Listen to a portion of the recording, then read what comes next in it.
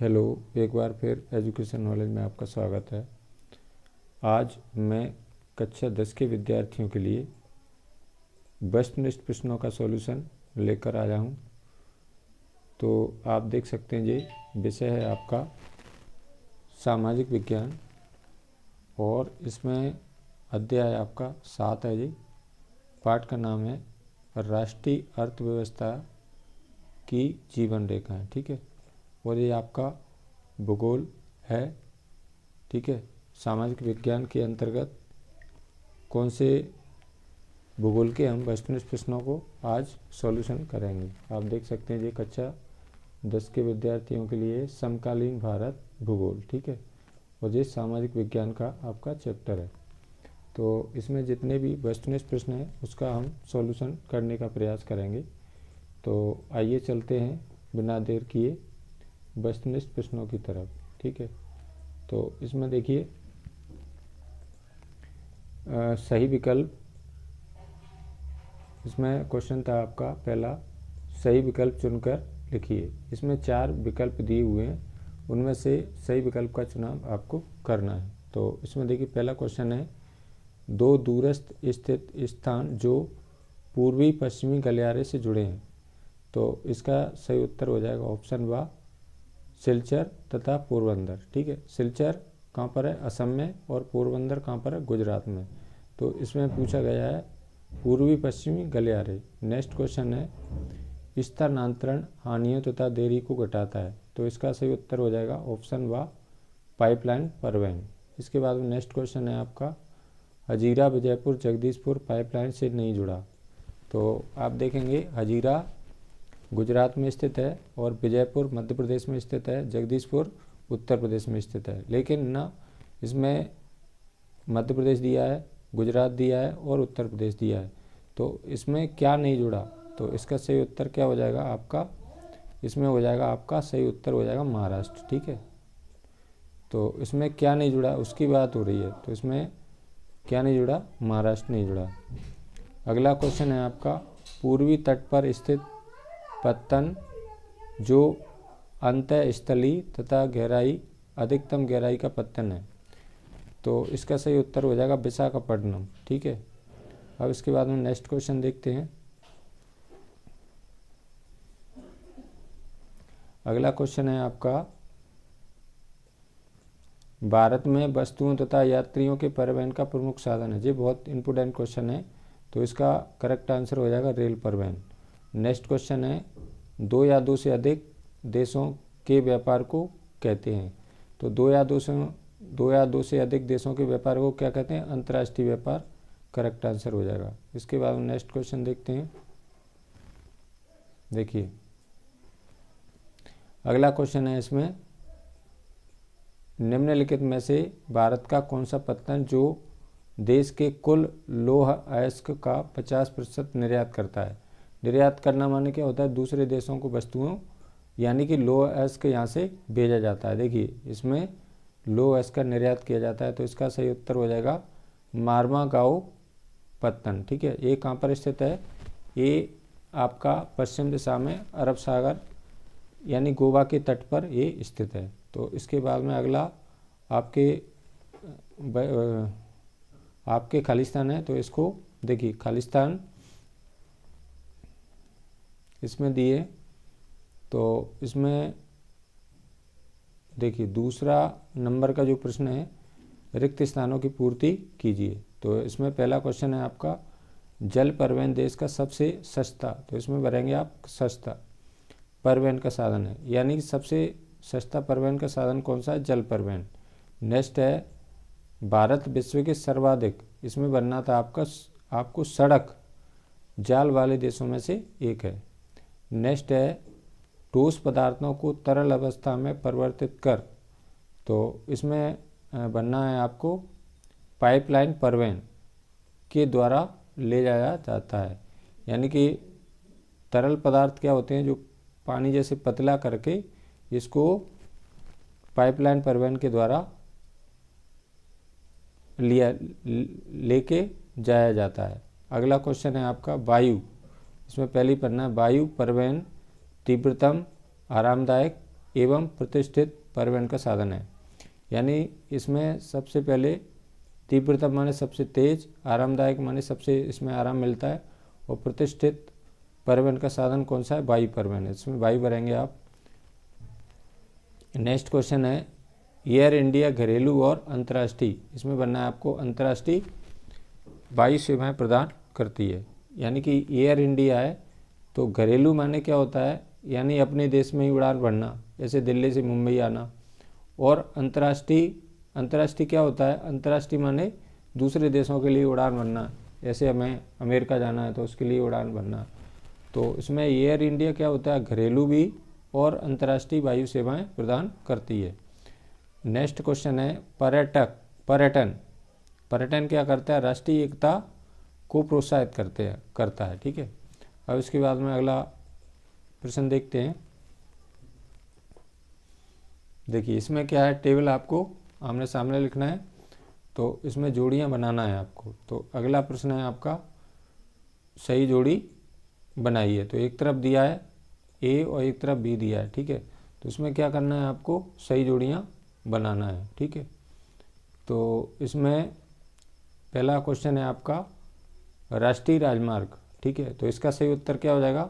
इसका उत्तर हो जाएगा केंद्रीय लोक निर्माण विभाग, इसको बोलते हैं हम CPWD। ठीक है, दूसरा है राज्य राजमार्ग, तो इसका सही उत्तर क्या हो जाएगा? इसका निर्माण किसके द्वारा किया जाता है? सार्वजनिक निर्माण विभाग, या बोलते हैं इसको PWD सॉरी। यानी कि हमारे देश में सड़कें होती हैं, उनका जो राष्ट्रीय राजमार्ग होते हैं उनका निर्माण माने क्या होता है? बनवाना, और रखरखाव किसके द्वारा किया जाता है? केंद्रीय लोक निर्माण विभाग, या इसको बोलते हैं CPWD। ठीक है, और राज्य की जो सड़कें होती हैं, राज्य राजमार्ग होते हैं, उनका निर्माण व रखरखाव किसके द्वारा किया जाता है? PWD। ठीक है, और तीसरे प्रकार की सड़कें हैं सीमा सड़क संगठन। ठीक है, तो ये क्या करती है? ये भारत सरकार का प्राधिकरण है, तो इसका सही उत्तर हो जाएगा भारत सरकार का प्राधिकरण। इसके द्वारा जो अटल टनल है वो रेलवे सुरंग, वो राजमार्ग सुरंग इसमें बनाई गई है। ठीक है, अब अगला क्वेश्चन है ज्वारी पत्तन, तो इसका सही उत्तर हो जाएगा, इसका चौथे नंबर का हो जाएगा कांडला। ठीक है, अब इसके बाद में नेक्स्ट है आपका अंतःस्थलीय नदी पत्तन, तो इसका सही उत्तर क्या हो जाएगा? तो आप देखेंगे पांचवे का उत्तर हो जाएगा कोलकाता। ठीक है, पांचवे का उत्तर क्या हो जाएगा? कोलकाता हो जाएगा। ठीक है, अब इसके बाद में नेक्स्ट है कृत्रिम पत्तन। कृत्रिम का क्या होता है? जो मनुष्य के द्वारा इसका बनाया जाता है, तो इसका सही उत्तर हो जाएगा चेन्नई। ठीक है, तो जोड़ियों को आपको हमेशा आमने सामने लिखना है। क्या लिखेंगे जोड़ियों को? पहले आप लिखेंगे राष्ट्रीय राजमार्ग। ठीक है, और इसके आगे डैश करके क्या लिखना है आपको लिख देना है केंद्रीय लोक निर्माण विभाग। ठीक है, इसमें 2 नंबर का भी प्रश्न आ सकता है, तो इसको कैसे लिखेंगे?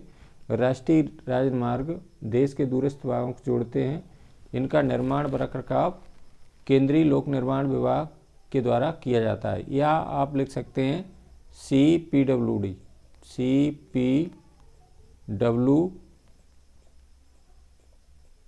और D। ठीक है, इसका निर्माण और रखरखाव किसके द्वारा किया जाता है? CPW। तो इसकी परिभाषा लिख सकते हैं, 2 नंबर में भी आ सकता है ये प्रश्न। राष्ट्रीय राजमार्ग देश के दूरस्थ भागों को जोड़ते हैं, इसका निर्माण व रखरखाव CPWD के द्वारा किया जाता है, या आप लिख सकते हैं केंद्रीय लोक निर्माण विभाग के द्वारा किया जाता है। दूसरा है राज्य राजमार्ग, तो इसमें इसका उत्तर क्या हो जाएगा? इसका हो जाएगा सार्वजनिक निर्माण विभाग। तो इसकी परिभाषा कैसे लिखेंगे? राज्य राजमार्ग राज्य की राजधानियों को जिला मुख्यालय से जोड़ते हैं, उन्हें हम राज्य राजमार्ग कहते हैं। ये क्या करते हैं? राज्य की जो राजधानियाँ होती हैं उसको जिला मुख्यालय से जोड़ते हैं। ठीक है, और इसका निर्माण व रखरखाव किसके द्वारा किया जाता है? PWD। इसमें क्या और हटाना है आपको? PWD। तो देखिए ये केंद्र की सड़कें होती हैं उसमें C लगाना है। C माने क्या होता है? सेंट्रल। और जो राज्य की सड़कें होती हैं उसका निर्माण PWD के द्वारा किया जाता है। अब जोड़ियों को आपको क्या करना है, पहले लिखेंगे आप राष्ट्रीय राजमार्ग, इसके आगे डैश करके फिर लिखना है आपको केंद्रीय लोक निर्माण विभाग, कहाँ लिखेंगे, इसके आगे यहाँ पर। फिर राज्य राजमार्ग, इसके आगे डैश करके क्या लिखना है आपको, सार्वजनिक निर्माण विभाग। ठीक है, अब इसके बाद में नेक्स्ट क्वेश्चन लेते हैं। देखिए अगला क्वेश्चन है आपका 4 नंबर का, सत्य सत्य लिखिए, सत्य सत्य बताना है आपको। तो इसमें पहला क्वेश्चन है, भारत में सड़क परिवहन रेल परिवहन से पहले प्रारंभ हुआ, तो ये क्या हो जाएगा, सत्य हो जाएगा। नेक्स्ट क्वेश्चन है, परिवहन संचार और व्यापार एक दूसरे के पूरक हैं, ये भी सत्य हो जाएगा। नेक्स्ट क्वेश्चन है, भारत पेट्रोलियम का निर्यात करता है, ये असत्य हो जाएगा, यानी भारत पेट्रोलियम का आयात करता है। ठीक है, क्या निर्यात नहीं, निर्यात करना माने क्या होता है, दूसरे देशों के लिए भेजना, तो वो भारत पेट्रोलियम का क्या करता है, निर्यात नहीं करता, आयात करता है। अगला क्वेश्चन है आपका 4 नंबर का, पवन हंस एक, इसमें देखिए यहाँ पर ये थोड़ी गलती से टाइप हो गया है, तो पवन हंस एक हेलीकॉप्टर सेवा है, तो ये सत्य हो जाएगा। नेक्स्ट है, पारादीप पत्तन महाराष्ट्र में स्थित है, तो ये असत्य हो जाएगा। ठीक है, ये कहाँ पर स्थित है, ये पारादीप पत्तन आपको ये मिलेगा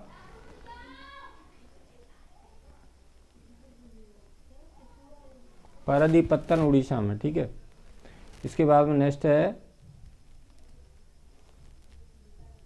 हल्दिया तथा इलाहाबाद के मध्य यमुना नदी जलमार्ग, तो ये असत्य हो जाएगा।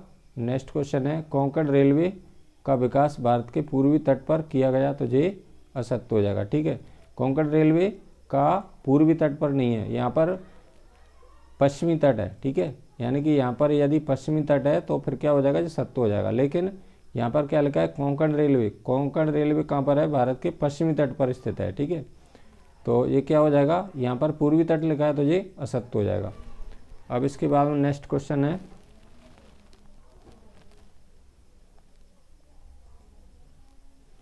आगे देखिए,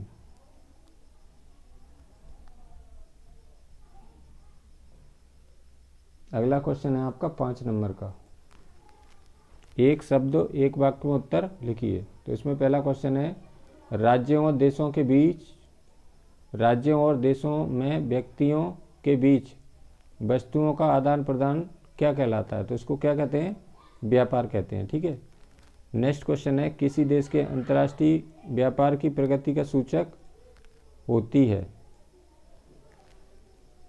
प्रगति का सूचक होता है। ठीक है, तो इसका सही उत्तर हो जाएगा आर्थिक वैभव। नेक्स्ट है, आयात और निर्यात के अंतर में क्या निर्धारित होता है, तो इसका सही उत्तर हो जाएगा व्यापार संतुलन। नेक्स्ट क्वेश्चन है, वायु परिवहन का राष्ट्रीयकरण कब हुआ, तो इसका सही उत्तर हो जाएगा 1953, यानी वायु परिवहन का राष्ट्रीयकरण कब हुआ, 1953 में हुआ। ये बहुत ही इम्पोर्टेंट चैप्टर है आपका। इसके बाद में अगला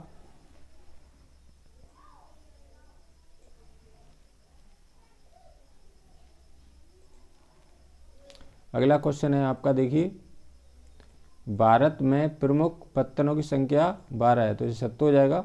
यानी प्रमुख पत्तनों की संख्या, पत्तन क्या होते हैं, यानी कि ये समुद्र के तट पर स्थित होते हैं और जहाज़ें रुकती हैं, यहाँ से सामान को लादती हैं और उतारती हैं। किस पत्तन को दीनदयाल पत्तन के नाम से जाना जाता है, तो इसका सही उत्तर हो जाएगा कांडला पत्तन। ठीक है, जो भारत का सबसे पहले विकसित किया गया था, यानी पहले बनाया गया था। अगला क्वेश्चन है, स्वतंत्रता के बाद में भारत में अंतःस्थलीय नौ संचालन जलमार्ग की लंबाई कितनी है, तो इसका सही उत्तर हो जाएगा 14,500 किलोमीटर। नेक्स्ट क्वेश्चन है, भारतीय रेल परिवहन को कितने रेल प्रखंडों में विभाजित किया गया, वेरी वेरी इंपॉर्टेंट क्वेश्चन है, तो इसका सही उत्तर हो जाएगा 16। नेक्स्ट क्वेश्चन है, विश्व की सबसे लंबी राजमार्ग सुरंग का नाम क्या है, तो इसका सही उत्तर हो जाएगा अटल टनल। इसकी लंबाई कितनी है, 9.02 किलोमीटर, 9.02 किलोमीटर। ठीक है, ये किसके द्वारा बनाई गई है, सीमा सड़क संगठन के द्वारा इसका निर्माण किया गया है। ठीक है, तो ये आ सकता है क्वेश्चन। अटल टनल कैसे लिखेंगे, इसमें 2 नंबर में भी आ सकता है। अटल टनल विश्व की सबसे लंबी राजमार्ग सुरंग है। इसकी लंबाई कितनी है, 9.02 किलोमीटर है, ठीक है, और इसका निर्माण सीमा सड़क संगठन के द्वारा किया गया है, ठीक है। इतना लिख लेंगे 2-3 वाक्य तो आपको 2 नंबर मिल जाएंगे। नेक्स्ट क्वेश्चन है, भारत के परिवहन मानचित्र पर कौन सा परिवहन नेटवर्क अपेक्षाकृत नया आगमन है, तो इसका सही उत्तर हो जाएगा पाइपलाइन परिवहन, ठीक है। नेक्स्ट क्वेश्चन है, भारत में माल और यात्रियों के लिए परिवहन का मुख्य साधन कौन सा है, तो इसका सही उत्तर हो जाएगा रेल परिवहन, यानी यात्रियों और माल और यात्रियों का, ठीक है, परिवहन का मुख्य साधन क्या है, रेल परिवहन हो जाएगा। अब इसके बाद में इसमें ये 2 नंबर के और क्वेश्चन दिए हैं, लेकिन ना हम केवल वस्तुनिष्ठ प्रश्नों का ही आज हल करने वाले हैं, ठीक है। अगला चैप्टर निकालते हैं आपका, देखिए अगला चैप्टर है आपका, क्या नाम है पाठ का, इसमें पाठ का नाम है अध्याय 1 है जी, और संसाधन एवं विकास। आप देखेंगे ये भी कक्षा 10 के विद्यार्थियों के लिए भूगोल का चैप्टर है, ठीक है, कक्षा 10। अब इसमें भी जितने भी वस्तुनिष्ठ प्रश्न हैं उसका हम केवल वस्तुनिष्ठ प्रश्नों का ही सॉल्यूशन आपके लिए करेंगे आज, ठीक है। अब इसमें देखिए अगला क्वेश्चन है आपका, सही विकल्प चुनकर आपको लिखना है, ठीक है। तो इसमें देखिए पहला क्वेश्चन है, निम्नलिखित में से कौन सा अजैव संसाधन है। अजैव संसाधन क्या होते हैं, जिनमें जीवन नहीं पाया जाता, जो क्या हो जाएगा इसका आंसर, चट्टानें हो जाएगा करेक्ट आंसर। नेक्स्ट क्वेश्चन है, निम्नलिखित में से किस प्राकृतिक संसाधन का भंडार सीमित है। सीमित माने क्या होता है, कम, तो इसका सही उत्तर हो जाएगा खनिज तेल। नेक्स्ट क्वेश्चन है, अवनालिका अपर्दन मृदा को बनाता है, तो इसका सही उत्तर हो जाएगा कृषि के लिए अनुपयुक्त। ये क्वेश्चन अर्धवार्षिक परीक्षा में भी पूछा गया था, ठीक है। तो इसमें इन सभी प्रश्नों को आपको तैयार करना है। अब इसके बाद नेक्स्ट क्वेश्चन है, निम्न में से कौन सा कारक भूमि उपयोग का भौतिक कारक नहीं है, तो इसका सही उत्तर क्या हो जाएगा, जनसंख्या। नेक्स्ट क्वेश्चन है, सेल और धातुएं किस प्रकार के संसाधन है, तो ये इसका उत्तर क्या हो जाएगा, अजैविक। सेल और धातुएं क्या होती हैं, इसमें जीवन नहीं पाया जाता, इसलिए कैसे होते हैं, अजैविक होते हैं। अब अगला क्वेश्चन है आपका, उत्पत्ति के आधार पर संसाधन का वर्गीकरण। देखिए अगला क्वेश्चन क्या है आपका, उत्पत्ति के आधार पर संसाधनों का वर्गीकरण, यानी उत्पत्ति के आधार पर संसाधन कितने प्रकार के होते हैं, 2, जैविक और अजैविक, या जैव और अजैविक, ठीक है। जैविक क्या होते हैं, जो जीवित हैं, अजैविक क्या होते हैं, जो निर्जीव हैं, ठीक है। अब इसके बाद नेक्स्ट क्वेश्चन है आपका, अगला क्वेश्चन देखिए, संसाधन जो एक क्षेत्र में पाए जाते हैं लेकिन उनका उपयोग नहीं होता कहलाते हैं, तो इसको क्या कहते हैं, एक क्षेत्र में संसाधन पाए तो जाते हैं लेकिन उसका क्या नहीं होता, उपयोग नहीं होता, तो उसको कहते हैं हम संभाव्य संसाधन, या संभाव्य संसाधन किसे कहते हैं, तो इसका आंसर लिख सकते हैं, वे संसाधन जो एक क्षेत्र में पाए जाते हैं लेकिन उनका उपयोग नहीं होता, उन्हें संभाव्य संसाधन कहते हैं। नेक्स्ट क्वेश्चन है, प्रथम अंतर्राष्ट्रीय पृथ्वी सम्मेलन किस वर्ष आयोजित हुआ था, तो इसका सही उत्तर हो जाएगा 1992। कहाँ आयोजित किया गया था, रियो डी जेनेरो ब्राज़ील में, ठीक है। नेक्स्ट क्वेश्चन है, निम्न में से कौन सा कारक भूमि उपयोग का भौतिक कारक नहीं है, तो ये डबल प्रिंट हो गया है, तो इसका सही उत्तर क्या हो जाएगा, जनसंख्या। नेक्स्ट क्वेश्चन है, निचालन से बनी मृदा कहलाती है, तो इसका सही उत्तर हो जाएगा लेटराइट मृदा। ये भी अच्छा क्वेश्चन है। अब इसके बाद में नेक्स्ट क्वेश्चन देखते हैं। अब इसमें क्या बनना है आपको, खालिस्तान बनना है, ठीक है। तो इसमें देखिए खालिस्तान में प्रश्न क्रमांक 2, ठीक है, रिक्त स्थानों की पूर्ति कीजिए। पहला क्वेश्चन है इसमें लो अयस्क, तो लो अयस्क कैसा संसाधन है, अजैव प्रकार का संसाधन है, ठीक है। तो इसमें क्या भरेंगे, अजैव। लो अयस्क कैसा होता है, अजैव, जिसमें जीवन नहीं पाया जाता है। अगला क्वेश्चन है, देश के कुल क्षेत्रफल का 27% भूभाग भू क्षेत्र में क्या है, पठार क्षेत्र है, यानी कि जो हमारी पृथ्वी का 27% भाग पर क्या है, पठार हैं, ठीक है। और इसके बाद में आप देखेंगे यहाँ पर 5 नंबर के भारत देश के क्षेत्रफल का लगभग 43% भाग पर कैसा है, प्रतिशत भाग कैसा है, मैदानी है। यानी कि 27% भाग पर क्या है, पठार है, ठीक है। और मैदान कितने प्रतिशत भाग पर है, 43%। तो इसके बाद में फिर क्या बचता है, पर्वत। पर्वत हमारे कितने परसेंट पर है पृथ्वी पर, 30%। देखिए इसको जोड़ेंगे तो ये तीनों क्या होना चाहिए, 100% होना चाहिए। तो 27 और 43 कितने होते हैं, ये होते हैं आपके 70। देखिए इसको जोड़ेंगे, 7 और 3 10 की 0, और हासिल कितनी बची, 1।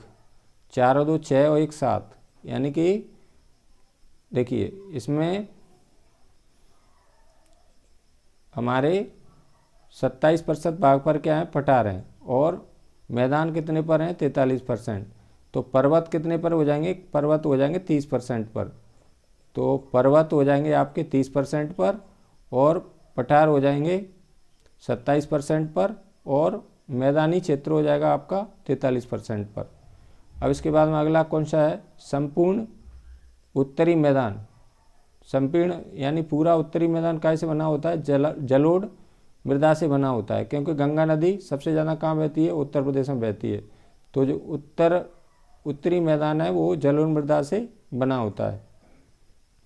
अगला क्वेश्चन है, वे संसाधन जो निर्जीव वस्तुओं से बने होते हैं अजैव संसाधन कहलाते हैं। ये आ सकता है कभी कोई प्रश्न के अजैव संसाधन क्या होते हैं, तो इसका आंसर हो जाएगा, वे संसाधन जो निर्जीव वस्तुओं से बने होते हैं अजैव संसाधन कहलाते हैं। और अगला क्वेश्चन देखते हैं अब,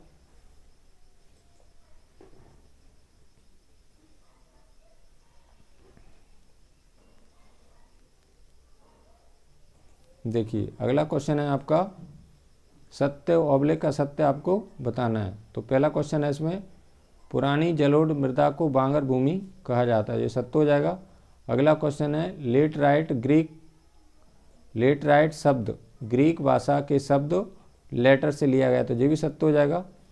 नेक्स्ट क्वेश्चन है आपका, पंजाब और हरियाणा में 80% भूमि पर कृषि होती है, तो ये भी सत्य हो जाएगा। यानी पंजाब और हरियाणा वहाँ पर कितने प्रतिशत भूभाग पर कृषि होती है, 80%। नेक्स्ट क्वेश्चन है, जहाँ एक कृषि वर्ष या उससे कम समय से खेती ना की गई हो उसे शुद्ध भूभाग क्षेत्र कहते हैं, तो ये क्या हो जाएगा, असत्य हो जाएगा। नेक्स्ट क्वेश्चन है, लेटराइट मृदा अधिकतर गहरी तथा अम्लीय होती है, तो ये भी सत्य हो जाएगा। अगला क्वेश्चन है, मरुस्थलीय मृदाओं का रंग पीला होता है, तो ये असत्य हो जाएगा। जो मरुस्थलीय मृदा होती हैं उनका रंग कैसा होता है, लाल, या तो लाल होता है या भूरा होता है। अगला क्वेश्चन है, मृदा सबसे महत्वपूर्ण नवीकरण योग्य संसाधन, तो ये भी सत्य हो जाएगा आपका। अगला क्वेश्चन है, उत्पत्ति के आधार पर जैव और अजैव संसाधन होते हैं। यानी उत्पत्ति के आधार पर संसाधन कितने प्रकार के होते हैं, 2 प्रकार के। एक तो हो जाएगा जैव और दूसरा हो जाएगा अजैव। जो कभी कभी 2 नंबर में इसको पूछ लेते हैं, उत्पत्ति के आधार पर संसाधन कितने प्रकार के होते हैं, 2 प्रकार के। एक तो होता है जैव और दूसरा होता है अजैव। जैव क्या होते हैं, जिनमें जीवन पाया जाता है। अजैव क्या होते हैं, जो निर्जीव वस्तुओं से बने होते हैं। तो संसाधन उत्पत्ति के आधार पर कितने प्रकार के होते हैं, 2 प्रकार के। अब इसके बाद में आपका अगला क्वेश्चन है, एक शब्द एक वाक्य में उत्तर लिखिए। तो इसमें पहला क्वेश्चन है, प्रथम अंतर्राष्ट्रीय पृथ्वी सम्मेलन किस शहर में हुआ, तो इसका सही उत्तर हो जाएगा ब्राज़ील। ब्राज़ील क्या है, देश का नाम है, और इस शहर का नाम है रियो डी जेनेरो, ठीक है। और किस सन में हुआ था, 1992 में हुआ था। अगला क्वेश्चन है आपका, उत्पत्ति के आधार पर संसाधन कितने प्रकार के होते हैं, तो 2 प्रकार के होते हैं। एक तो होता है जैव और दूसरा होता है अजैव। अगला क्वेश्चन है, राष्ट्रीय वन नीति के अनुसार भारत में कितने प्रतिशत भाग पर वन होनी चाहिए, तो इसका सही उत्तर क्या हो जाएगा, 33%। राष्ट्रीय वन नीति के अनुसार यानी 33% भाग पर क्या होना चाहिए, वन होना चाहिए।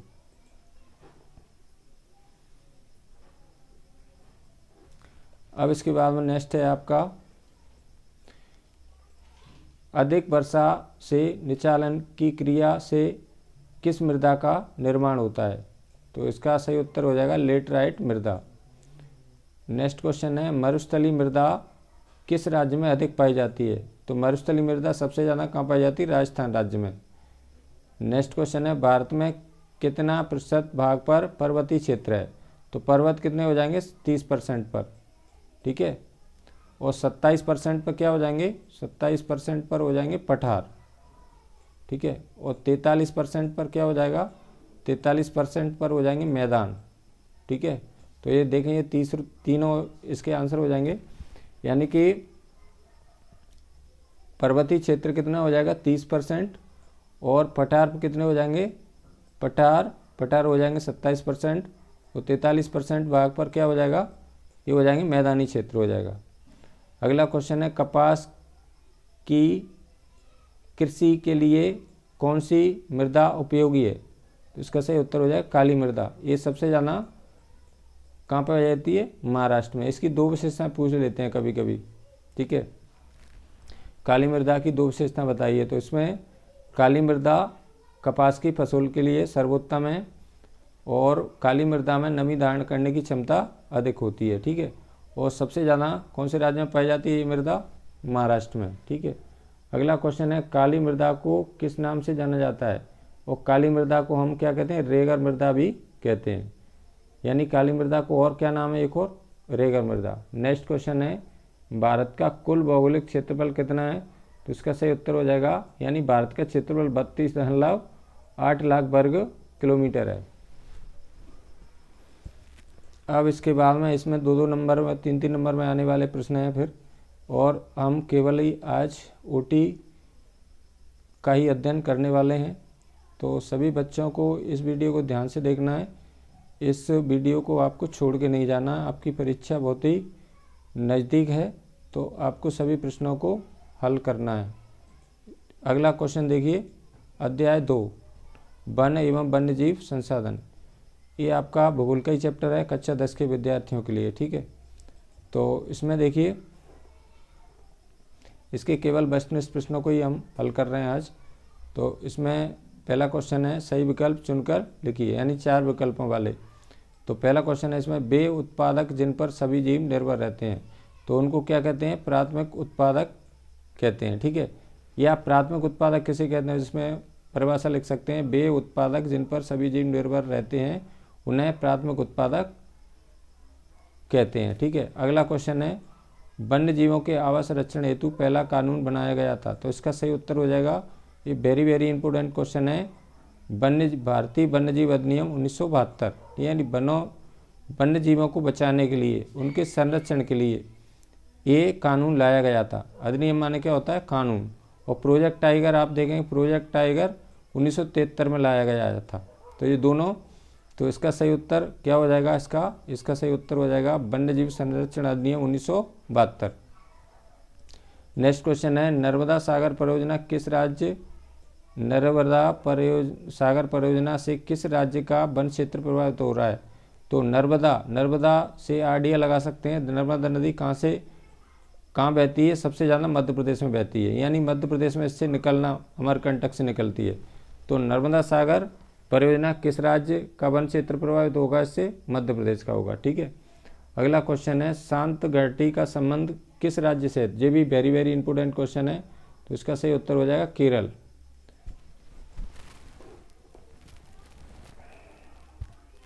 अगला क्वेश्चन देखिए, शांत घाटी का संबंध किस राज्य से हो जाएगा? केरल से हो जाएगा। केरल एक दक्षिण भारत का छोटा सा राज्य है, ठीक है। नेक्स्ट क्वेश्चन है, सरक्का बाघ रिजर्व परियोजना किस राज्य में स्थित है? तो इसका सही उत्तर क्या हो जाएगा? राजस्थान। अब इसके बाद में अगला क्वेश्चन है, निम्नलिखित में से किस राज्य में संयुक्त वन प्रबंधन का पहला प्रस्ताव पास किया गया? तो इसका सही उत्तर हो जाएगा उड़ीसा। और कब किया गया था? 1988 में, ठीक है। संयुक्त वन प्रबंधन का पहला प्रस्ताव किस राज्य में पारित किया गया था? उड़ीसा में। और किस सन में किया गया था? 1988 में। ये दोनों क्वेश्चन आ सकते हैं। अगला क्वेश्चन है, पूर्वोत्तर और मध्य भारत में वनों की कटाई का मुख्य या प्रमुख कारण क्या है? तो इसका कारण है स्थानांतरित कृषि या स्थानांतरित खेती, ठीक है। यानी कि स्थानांतरित कृषि क्या होती है? किसान भूमि के छोटे टुकड़े को एक साफ करता है, फिर उसको क्या करता है, साफ करना माने पहले काटता है, फिर उसको जला देता है। उसके बाद में उसमें उस भूमि पर अपने परिवार के भरण पोषण के लिए खाद्यान्न फसलें बोते हैं। फिर उस भूमि में उर्वरा शक्ति कम हो जाती है, तो उस भूमि को टुकड़े को छोड़ कर के दूसरे भूमि का टुकड़ा साफ कर लेता है। तो इस तरह की कृषि को हम क्या कहते हैं, स्थानांतरित कृषि कहते हैं, या इसको और क्या कहते हैं, झूम कृषि भी कहते हैं। और मध्य प्रदेश में इसको दैया और बेवर के नाम से जाना जाता है। ठीक है, इसको कर्तन दहन प्रणाली भी कहते हैं, बहुत सारे नाम है, इसको अलग अलग जगह में अलग अलग नामों से जाना जाता है। अगला क्वेश्चन है, निम्नलिखित में से स्थायी वनों का सर्वाधिक क्षेत्र किस राज्य में स्थित है? तो इसका सही उत्तर क्या हो जाएगा, मध्य प्रदेश हो जाएगा।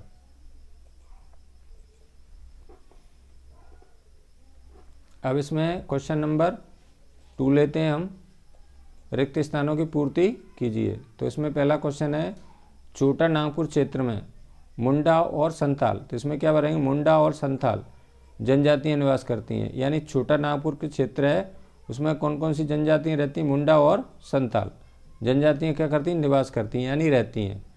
अगला क्वेश्चन है, स्थायी वन क्षेत्रों का सर्वाधिक क्षेत्र, तो इसमें क्या उत्तर हो जाएगा, इसका मध्य प्रदेश राज्य में स्थित है। अगला क्वेश्चन है, भारत में सघन वन क्षेत्र, यानी सघन वन कितना है, क्षेत्र कितना है, भारत हल्लव 4% है। ठीक है। अगला क्वेश्चन है, पूर्वोत्तर के सभी राज्यों में और गुजरात में अधिकतर वन क्षेत्र कैसा है, अवर्गीकृत, यानी वन कितने प्रकार के होते हैं, 3 प्रकार के। एक तो होते हैं अवर्गीकृत, एक होते हैं रक्षित और एक होते हैं आरक्षित। ठीक है। अगला क्वेश्चन है, वन विभाग के अनुसार देश के कुल वन क्षेत्र का 1/3 हिस्सा रक्षित वन क्षेत्र है। देखिए रक्षित वन कितना है, यानी वन विभाग के अनुसार कुल वन क्षेत्र का 1/3 हिस्सा कैसा है, आरक्षित वन है, वो रक्षित वन है। ठीक है। आरक्षित वन कितना है, आधे से अधिक भूमि पर क्या है, आरक्षित वन है। तीनों की परिभाषा यहाँ पर दी हुई है। ठीक है। एक तो होता है अवर्गीकृत वन, एक होता है रक्षित वन और तीसरा होता है आरक्षित वन। तो सर्वाधिक मूल्यवान कौन सा होता है, आरक्षित वन होता है। अगला क्वेश्चन है आपका, छोटा नागपुर क्षेत्र में मुंडा और संताल जनजातियाँ किसकी पूजा करते हैं, महुआ और कदम की। ठीक है। किसकी पूजा करते हैं, महुआ और कदम के पेड़ की पूजा करते हैं, क्योंकि इनसे उनका क्या चलता है, रोजगार चलता है। ठीक है।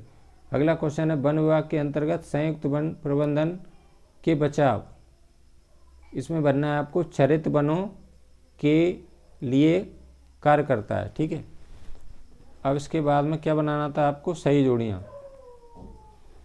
तो इसमें देखिए सही जोड़ियाँ क्या बनाएंगे, सही जोड़ियों को इसमें सही जोड़ियाँ मिलाइए या बनाइए। ठीक है। पहला क्वेश्चन है इसमें बीज बचाओ आंदोलन, तो इसका सही उत्तर क्या हो जाएगा, इसका उत्तर हो जाएगा नवदायन। ठीक है। यानी टेरी के किसानों के कौन कौन से आंदोलन चलाए थे, एक तो बीज बचाओ और एक नवदायन आंदोलन चलाया था टेरी के किसानों ने। दूसरा है चिपको आंदोलन, तो इसका सही उत्तर क्या हो जाएगा, वन कटाई। चिपको आंदोलन क्यों चलाया गया था, वनों की कटाई की रोकथाम के लिए। अगला क्वेश्चन है संयुक्त वन प्रबंधन, तो इसका सही उत्तर क्या हो जाएगा, 1988। ये कहाँ से प्रारंभ हुआ था, उड़ीसा राज्य से। अगला क्वेश्चन है सर्वाधिक वन क्षेत्र, तो इसका सही उत्तर हो जाएगा मध्य प्रदेश। अगला क्वेश्चन है भारतीय वन्यजीव अधिनियम, तो ये वेरी इंपॉर्टेंट क्वेश्चन है, यानी भारतीय वन्यजीव अधिनियम कब लागू हुआ था, 1972। इसका सही आंसर हो जाएगा। तो जोड़ियों को क्या करना है, आपको हमेशा आमने सामने लिखना है। अब इसके बाद में अगला क्या है आपका, सत्य सत्य बताना है। अगला देखिए सत्य सत्य आप बताना है, उड़ीसा राज्य में संयुक्त वन प्रबंधन का पहला प्रस्ताव पास किया, तो ये सत्य हो जाएगा, 1988 में किया था। ठीक है। यानी संयुक्त वन प्रबंधन का पहला प्रस्ताव किस राज्य में, उड़ीसा राज्य में पास किया था, और किस सन में, 1988 में, तो ये सत्य हो जाएगा। अगला क्वेश्चन है चिपको आंदोलन हिमालयी प्रदेशों में चलाया गया था, ये भी सत्य हो जाएगा। अगला क्वेश्चन है सरक्का बाघ रिजर्व मध्य प्रदेश राज्य में स्थित है, ये असत्य हो जाएगा, ये राजस्थान में स्थित है। अगला क्वेश्चन है देश के कुल भौगोलिक क्षेत्र का 24.56% हिस्सा वन आवरण के अंतर्गत आता है। यानी कि जो भारत की जो भूमि है अपनी बुक के अनुसार वनों का प्रतिशत कितना है 24.56, ठीक है। इतना इसमें कक्षा 10th की बुक में दिया हुआ है, ठीक है। जो वनों का प्रतिशत है यानी भारत की जो भूमि है उसमें वन कितने प्रतिशत हिस्से पर हैं 24.56। ये बहुत इंपॉर्टेंट क्वेश्चन है।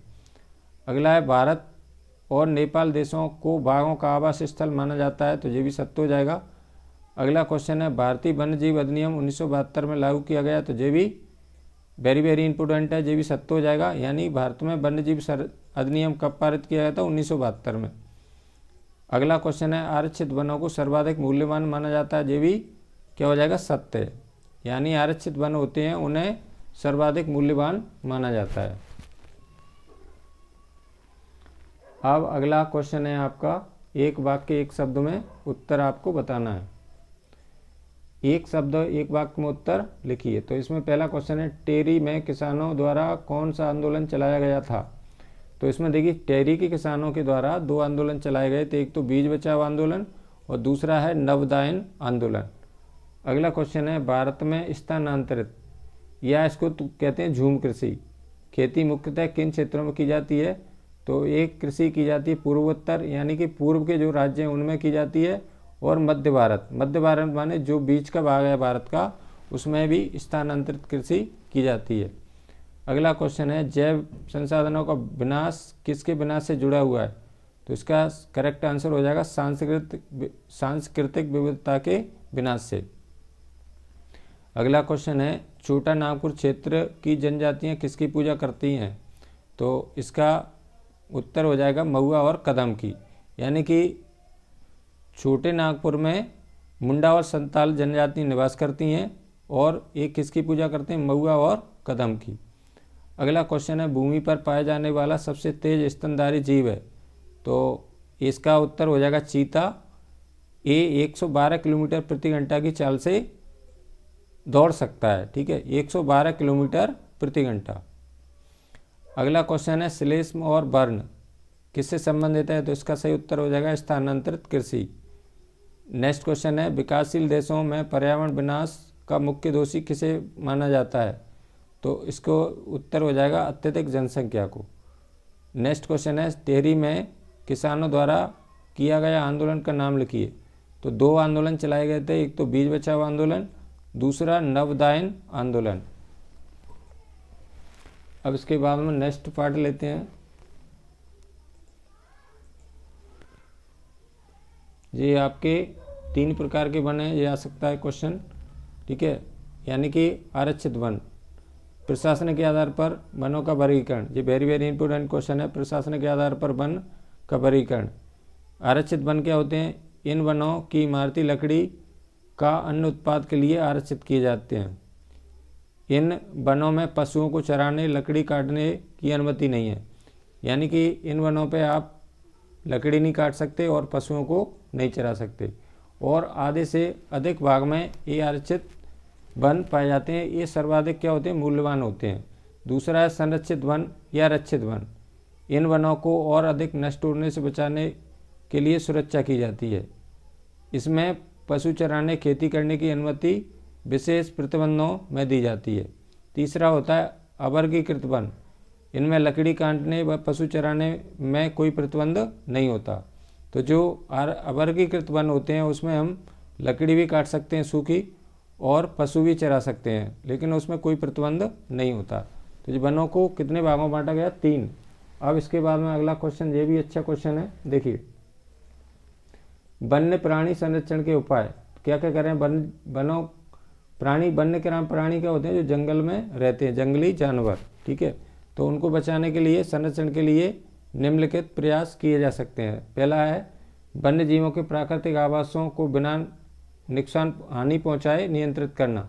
यानी सबसे पहले क्या होते हैं जो आवास होते हैं उनके जो घर होते हैं वो क्या होता है जंगल होता है, ठीक है, एक तरह से। तो वन्य जीवों के प्राकृतिक आवासों को बिना हानि पहुंचाए नियंत्रित करना। दूसरा है वन्य जीवों के शिकार पर पूर्णतः प्रतिबंध लगाना। यानी वन्य जीवों के जो शिकार है उस पर क्या करना चाहिए, हमें पूर्णतः प्रतिबंध लगा देना चाहिए। अगला पॉइंट है वन्य क्षेत्रों में जैव मंडल रिजर्व की स्थापना करना। तो वन्य क्षेत्रों में क्या करना चाहिए हमें, यानी कि राष्ट्रीय उद्यान और अभयारण्यों का निर्माण किया जाना चाहिए। ठीक है, तो इसमें 3 पॉइंट में आए तो आपको 3 नंबर लिखना है। 3 नंबर में आता है ये प्रश्न तो आपको 3 पॉइंट लिखना है, और 2 नंबर में आता है तो 2 पॉइंट लिखना है। इसमें देखिए और भी बहुत सारे क्वेश्चन है, तो इसमें जो मॉड्यूल पेपर है इसमें से बहुत प्रश्न आने की संभावना है। तो आज देखिए हम आज जो भूगोल का चैप्टर है उसको हम पूरा करेंगे। केवल इसमें से क्या देखना है, अगला क्वेश्चन है वो है पार्ट है आपका कृषि। ठीक है, और पार्ट अध्याय 4 है जी, और इसमें से 3 अंक के कुल प्रश्न आना है। ठीक है, तो इसमें देखिए अगला ओटी देखना है, हम सही विकल्प चुनकर लिखिए। कृषि एक व्यवसाय है, तो इसको कृषि को कौन सा व्यवसाय, प्राथमिक व्यवसाय का है। ठीक है, अगला क्वेश्चन है कर्तन दहन कृषि प्रणाली का संभवतः निम्न में किससे संबंधित है। संबंध बताना है। कर्तन दहन, कर्तन माने क्या होता है, काटना, और दहन माने क्या होता है, जलाना। तो इसका सही उत्तर हो जाएगा प्रारंभिक जीविका निर्वाह कृषि। अगला क्वेश्चन है मध्य प्रदेश में स्थानांतरित कृषि को किस नाम से जाना जाता है। तो इसका सही उत्तर हो जाएगा दोनों ही, इसके मध्य प्रदेश में इसको बेवर भी कहते हैं और दैया भी कहते हैं, दोनों नामों से जाना जाता है। अगला क्वेश्चन है ओस, अमन और बोरो निम्न में से किस फसल की किस्में हैं। तो इकाई की किस्में धान की किस्में हैं। अब इसके बाद में नेक्स्ट क्वेश्चन,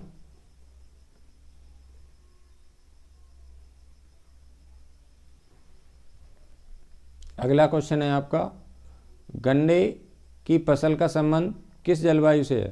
तो इसका सही उत्तर हो जाएगा उष्ण और उपोष्ण कटिबंधीय जलवायु से। किसका, गन्ने का उष्ण और उपोष्ण कटिबंधीय। नेक्स्ट क्वेश्चन है भारत का प्रमुख गन्ना उत्पादक राज्य निम्न में से कौन सा है। यानी सबसे ज़्यादा भारत में गन्ना का उत्पादन करने वाला राज्य कौन सा है, उत्तर प्रदेश है, क्योंकि सबसे ज़्यादा उत्तर प्रदेश में गंगा नदी बहती है और वहाँ पर पानी की कोई कमी नहीं है, और गन्ना के लिए ज़्यादा पानी की आवश्यकता होती है। तो उत्तर प्रदेश राज्य है जिसमें सबसे ज़्यादा गन्ना का उत्पादन होता है। अगला क्वेश्चन है 200 दिन पाला रहित और खिली धूप निम्न में से किस फसल की आवश्यक दशा है। तो इसका सही उत्तर हो जाएगा कपास।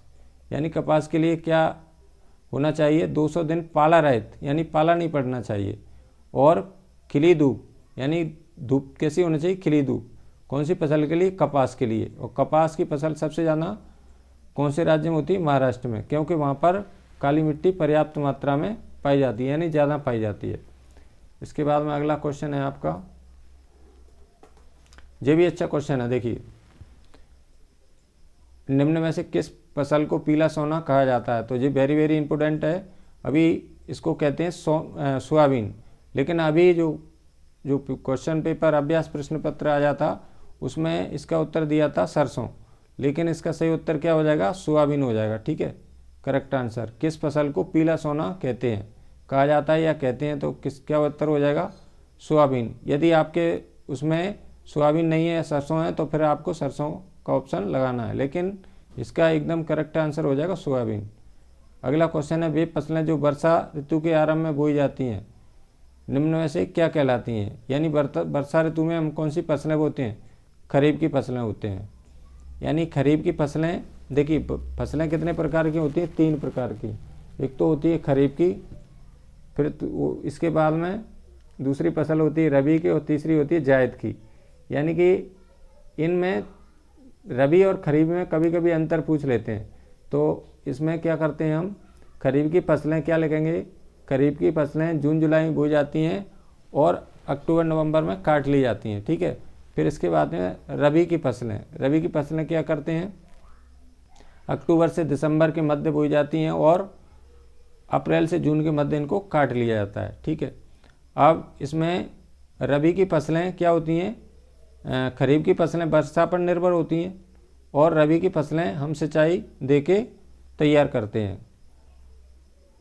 सिंचाई पर निर्भर होती हैं। और तीसरा अंतर क्या हो जाएगा, खरीफ की फसलों की पैदावार कम होती है और रबी की फसलों की पैदावार अधिक होती है। चौथा अंतर हो जाएगा, खरीफ की फसलों को पकने में कम समय लगता है और रबी की फसलों को पकने में अधिक समय लगता है।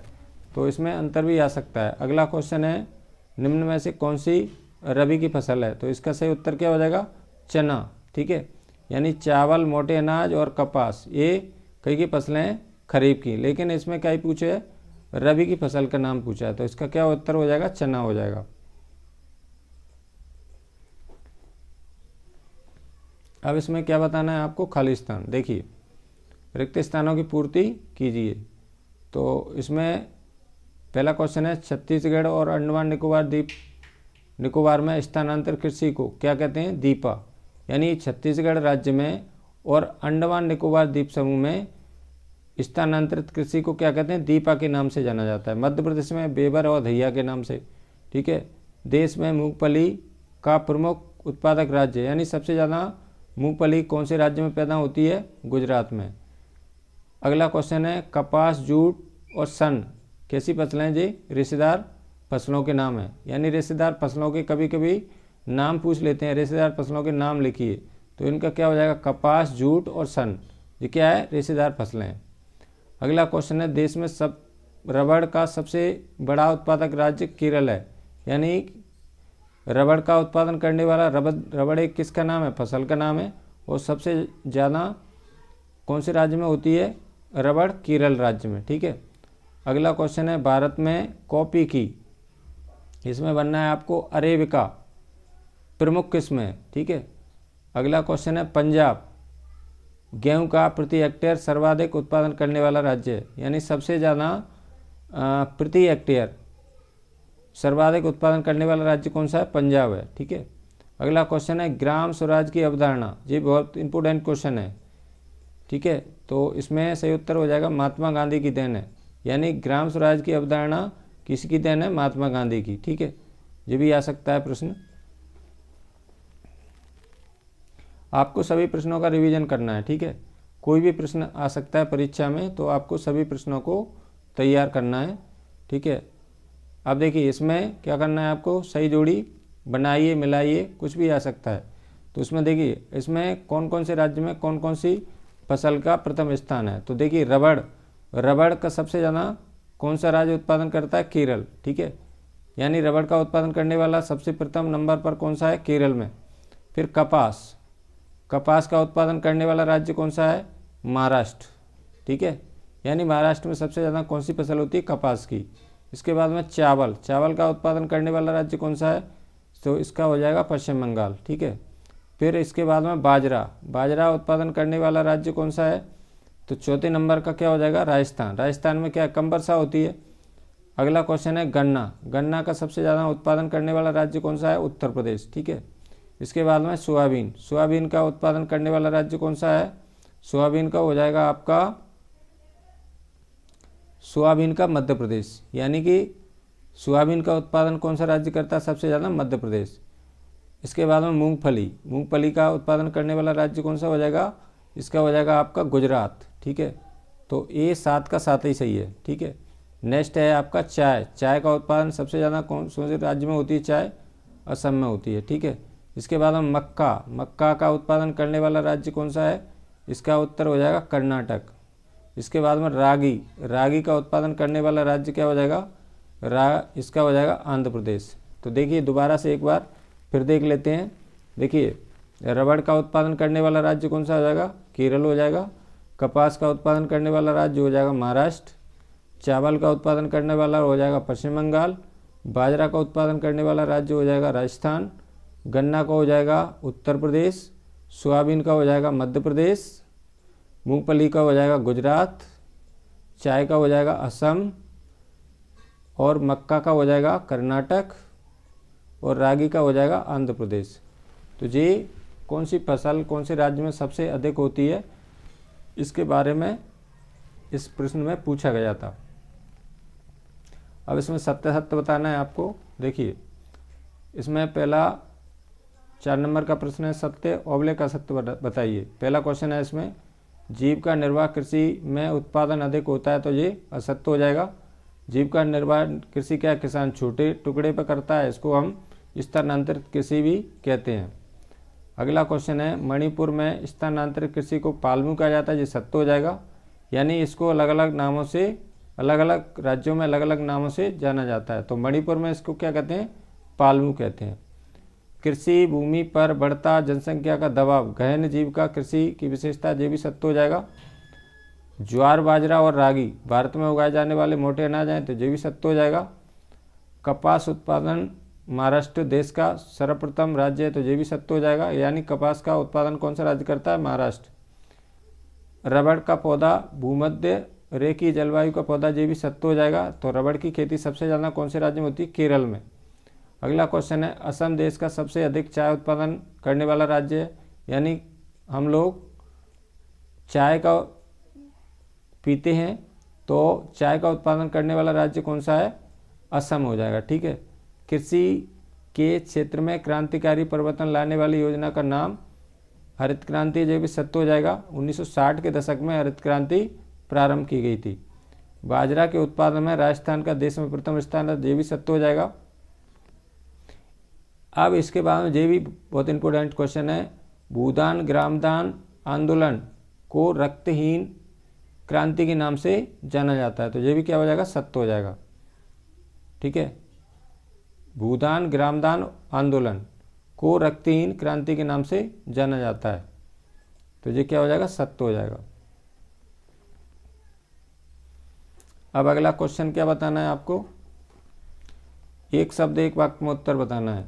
तो 30 नंबर के आपके ओटी आना है। वस्तुनिष्ठ प्रश्न कितने आएंगे आपके, 75 के पूर्णांक में से 30 नंबर के वस्तुनिष्ठ प्रश्न आएंगे। ठीक है। इसमें पहला क्वेश्चन है, कपास के पौधे का मूल स्थान किस देश को माना गया है, तो इसका सही उत्तर हो जाएगा भारत। यानी कपास के पौधे का मूल स्थान कौन से देश को माना गया, भारत को। अगला क्वेश्चन है, ग्रीष्मकाल, ग्रीष्म माने क्या होता है, गर्मी में बोई जाने वाली हरे चारे व सब्जियों की कृषि प्रारंभ को कहा जाता है, क्या कहा जाता है, जायद फसलें। अगला क्वेश्चन है, दालों के उत्पादन और उपयोग में विश्व में भारत का स्थान है प्रथम। यानी कि दालों का उत्पादन भी सबसे ज़्यादा भारत में होता है और उपयोग, मानव के द्वारा उपयोग भी दालों का किया जाता है सबसे प्रथम स्थान पर किस देश में, भारत में। अगला क्वेश्चन है, चाय की खेती किस प्रकार की कृषि है, तो ये रोपण कृषि का उदाहरण है। ठीक है। अगला क्वेश्चन है, किस फसल को सुनहरा रेशा कहा जाता है, तो जूट, ये भी अच्छा क्वेश्चन है, वेरी वेरी इंपॉर्टेंट। किस फसल को सुनहरा रेशा कहा जाता है, जूट को। अगला क्वेश्चन है, अलसी और सरसों किस ऋतु में बोई जाती हैं, तो ये हम शीत ऋतु में इसको बोते हैं। ये दोनों कैसी फसलें हैं, जिसे तिलहन फसलें हैं, जिससे हमें तेल प्राप्त होता है, अलसी और सरसों। अगला क्वेश्चन है, देश में सबसे अधिक तिलहन फसल का नाम लिखिए। प्रमुख फसल, प्रमुख तिलहन फसल के नाम कौन कौन से, मूंगफली जिससे हमें तेल प्राप्त होता है, सरसों, अलसी और सोयाबीन। अगला क्वेश्चन है, 1966 से 1967 में सरकार द्वारा किसानों के हितों में किस योजना को शुरू किया गया था, तो इसका सही उत्तर हो जाएगा हरित क्रांति और श्वेत क्रांति। अगला क्वेश्चन है, नाबार्ड की स्थापना किस सन में की गई थी, तो नाबार्ड की स्थापना 12 जुलाई 1982 में की गई थी। अगला क्वेश्चन, किसान क्रेडिट कार्ड यानी इसको हम केसीसी भी कहते हैं, योजना किस वर्ष प्रारंभ की गई, तो 1998 में इस योजना का प्रारंभ हुआ था। किसान क्या करता है, किसान केसीसी क्रेडिट, किसान क्रेडिट कार्ड, ठीक है, कब प्रारंभ हुई थी, 1998 में। अगला क्वेश्चन है, भारत की प्रमुख खाद्यान्न फसल का नाम लिखिए। चावल और गेहूं, यानी सबसे ज़्यादा भारत में चावल का उत्पादन किया जाता है, इसके बाद में गेहूं का। अब इसके बाद में नेक्स्ट देखते हैं,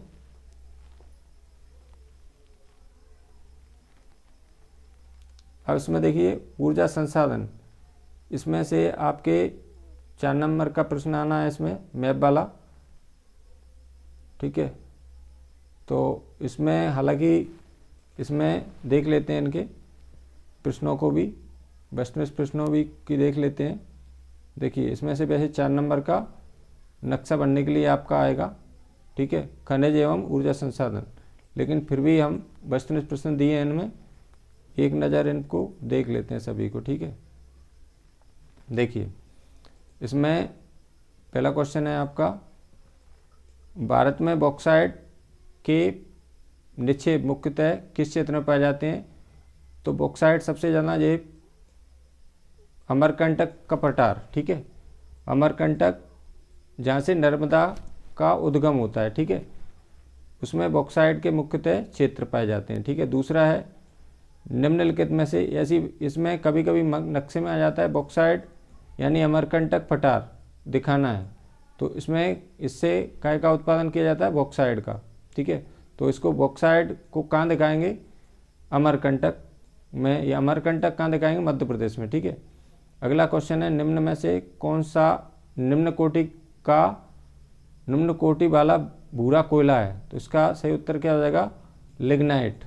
अगला क्वेश्चन है, निम्नलिखित चट्टानों में से किस चट्टानों के स्तरों में खनिजों का निक्षेपण और संचयन होता है? तो इसका सही उत्तर हो जाएगा अवसादी चट्टान है।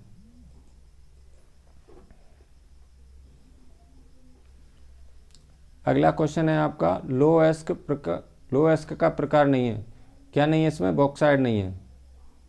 कौन कौन से प्रकार हैं? हेमेटाइट, मैग्नेटाइट और सिडेराइट। तो क्या प्रकार नहीं है इसमें? बॉक्साइट नहीं है, ठीक है।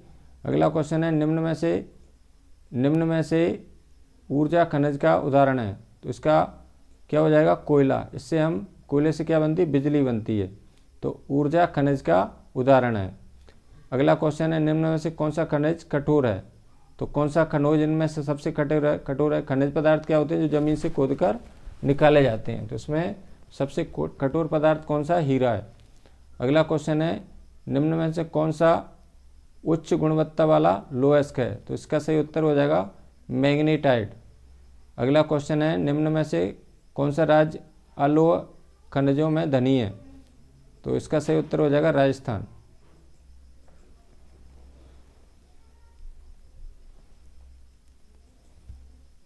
अगला क्वेश्चन है आपका, निम्न में से कौन सा राज्य बॉक्साइट का सबसे बड़ा उत्पादक है? तो इसका सही उत्तर हो जाएगा उड़ीसा। नेक्स्ट है आपका, निम्न में से कौन सा बंदरगाह महाराष्ट्र गुवाहाटी के लोएस्क का निर्यात करता है? तो इसका सही उत्तर हो जाएगा मारमागांव। ये कहाँ पर है? महाराष्ट्र गुवाहाटी। अगला क्वेश्चन है, निम्नलिखित में से कौन सा खनिज अपक्षयित पदार्थ के अवशिष्ट भार को त्यागता हुआ चट्टानों के अपघटन से बनता है? तो इसका सही उत्तर हो जाएगा बॉक्साइट। नेक्स्ट है, झारखंड में कोडरमा निम्नलिखित में से किस खनिज का अग्रणी धनी है? तो इसका यहाँ से क्या निकाला जाता है? हब्बरक निकाला जाता है, ठीक है।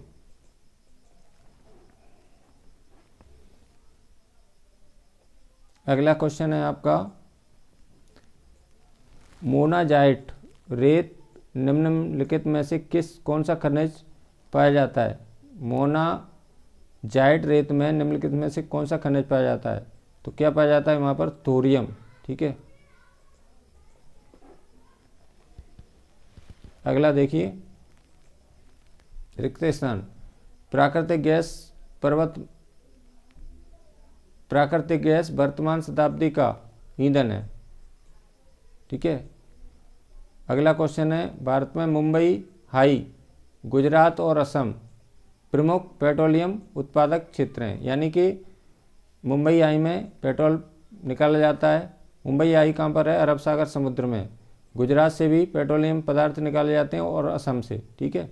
ये 3 राज्य हैं, उनसे पेट्रोल का उत्पादन किया जाता है। अगला क्वेश्चन है, कोयला उत्पादन में भारत का तीसरा स्थान है, यानी कि कोयला उत्पादन में भारत का विश्व में कौन सा स्थान है? तीसरा।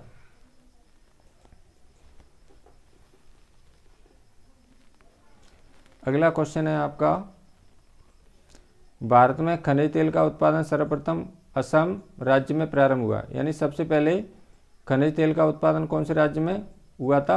असम में। अगला क्वेश्चन है, कृष्णा गोदावरी नदी बेसिन में प्राकृतिक गैस के विशाल भंडार हैं, खोजे गए हैं, यानी कृष्णा गोदावरी नदी के बेसिन में कई प्राकृतिक गैस के खनिज विशाल भंडार खोजे गए हैं। अगला क्वेश्चन है प्लेसर निक्षेप जलोढ़ निक्षेप के नाम से जाने जाते हैं। खनिजों के बिना जीवन प्रक्रिया नहीं चल सकती, यानी खनिजों के बिना क्या नहीं चल सकता, जीवन प्रक्रिया। अगला क्वेश्चन है नागरकोइल और जैसलमेर देश में ऊर्जा पवन के निर्माण में प्रयोग किया जाता है। अगला क्वेश्चन है मैंगनीज मुख्य रूप से इस्पात के प्रभावी प्रयोग के लिए जाने जाते हैं। अब इसके बाद में इसमें सत्य सत्य बताना है आपको। तो इसमें पहला क्वेश्चन है कार्बन डाइऑक्साइड के कम उत्सर्जन के कारण को पर्यावरण अनुकूलन माना जाता है, तो सत्य हो जाएगा। अगला क्वेश्चन है प्राकृतिक गैस को वर्तमान शताब्दी का ईंधन है, तो ये भी सत्य हो जाएगा। अगला क्वेश्चन है हीरे की खुदाई सर्वप्रथम भारत में हुई, ये भी सत्य हो जाएगा। अगला क्वेश्चन है अयस्कों के सतत उत्खनन से लागत घटती है, ये असत्य हो जाएगा। अगला क्वेश्चन है बायोमास ऊर्जा गैस एवं विद्युत दोनों रूपों में प्राप्त की जाती है, ये भी सत्य हो जाएगा। अगला क्वेश्चन है खनिज कठोर रूप में पाए जाते हैं, ये असत्य हो जाएगा। अगला क्वेश्चन है एंथ्रेसाइट एक सर्वोत्तम प्रकार का कोयला है, तो ये सत्य हो जाएगा, यानी कोयले का सर्वोत्तम प्रकार कौन सा है, एंथ्रेसाइट। अगला क्वेश्चन है सही जोड़ी बनाना है, तो क्या करना है, सही जोड़ियों को आपको आमने सामने लिखना है। पहला क्वेश्चन है इसमें मैग्नीज, तो इसका सही उत्तर क्या हो जाएगा, उड़ीसा। ठीक है, मैग्नीज का उत्पादन कौन सा राज्य करता है, जाना उड़ीसा। तांबा का उत्पादन कौन सा राज्य, वो कौन सा किस जगह से निकाला जाता है, तांबा बालाघाट से। ठीक है, दंत मंजन, तो इसका सही उत्तर क्या हो जाएगा, टिटेनियम ऑक्साइड। अभ्रक निक्षेप, तो इसका सही उत्तर क्या हो जाएगा, इसका हो जाएगा छोटा नागपुर क्षेत्र पठार। परंपरागत साधन, तो कौन सा परंपरागत, पेट्रोलियम।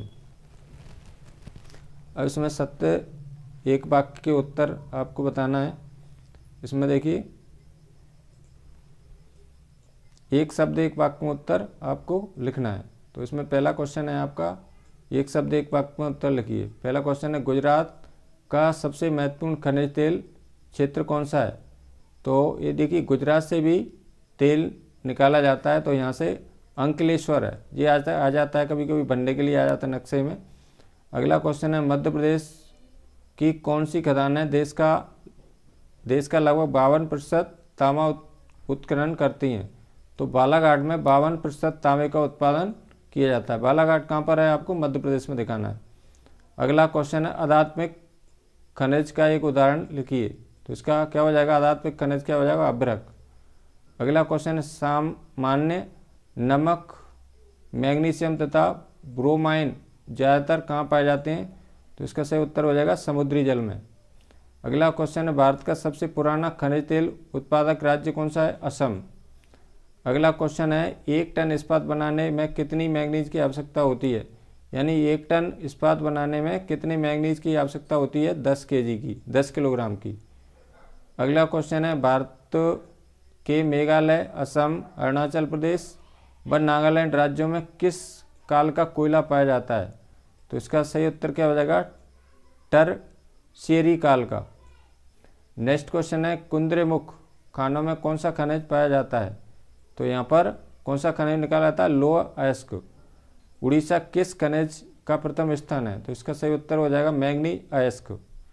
अगला क्वेश्चन है भारत का सर्वाधिक तांबा किस खदान से उत्पादित किया जाता है, यानी भारत में सबसे ज़्यादा किस खदान से तांबे का उत्पादन किया जाता है, इसका सही उत्तर हो जाएगा राजस्थान की खेतड़ी खदान से। ठीक है, अब एक क्वेश्चन लिखना है कोई एक आध्यात्मिक खनिज का उदाहरण लिखिए, तो इसका सही उत्तर क्या हो जाएगा, चूने का पत्थर। अब इसके बाद में ये एक क्वेश्चन और है, इसमें देखिए यहाँ पर बेलाडीला की खदानों का लौह अयस्क विशाखापट्टनम पत्तन से किन देशों के लिए निर्यात किया जाता है, तो यहाँ से जापान और दक्षिण कोरिया के लिए निर्यात किया जाता है। ठीक है, क्या, लौह अयस्क। अब इसमें ये कुछ क्वेश्चन है,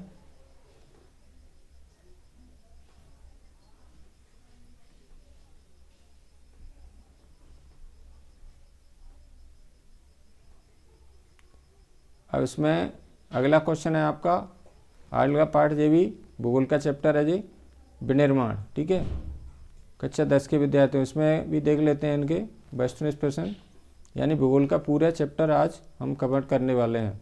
जितने भी आपके वेस्टर्न प्रश्न हैं उनको सभी को भूगोल के सही विकल्प चुनकर लिखिए। तो इसमें देखिए पहला क्वेश्चन है, कच्चे माल के आधार पर उद्योग कितने प्रकार के होते हैं? तो इसका सही उत्तर क्या हो जाएगा? 2 प्रकार के। कच्चे माल के आधार पर उद्योग कितने प्रकार के? दो प्रकार के। कौन कौन से? एक तो खनिज आधारित उद्योग, दूसरे हैं कृषि आधारित उद्योग, जिनसे हमें कच्चा माल प्राप्त होता है। नेक्स्ट क्वेश्चन है, निम्नलिखित में से कौन सा उपभोक्ता उद्योग है? तो इसका सही उत्तर क्या हो जाएगा? अमूल डेयरी उद्योग।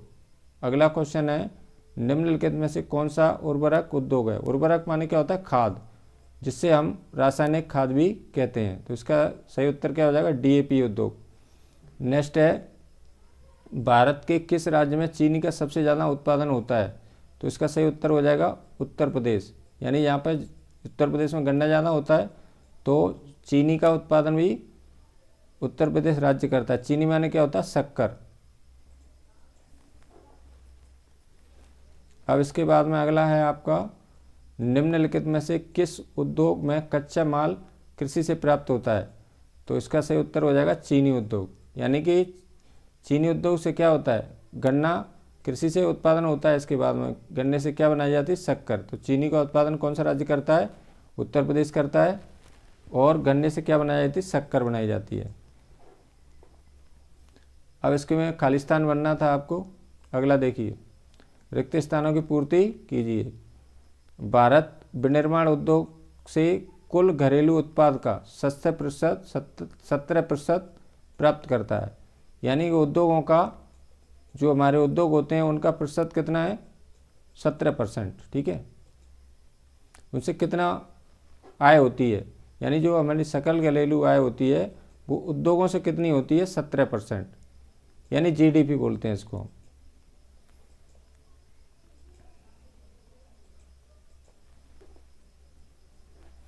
ये आ सकता है ये प्रश्न। भारत के रसायन उद्योग का एशिया महाद्वीप में, यह भी आया था अर्धवार्षिक परीक्षा में, 3रा स्थान है।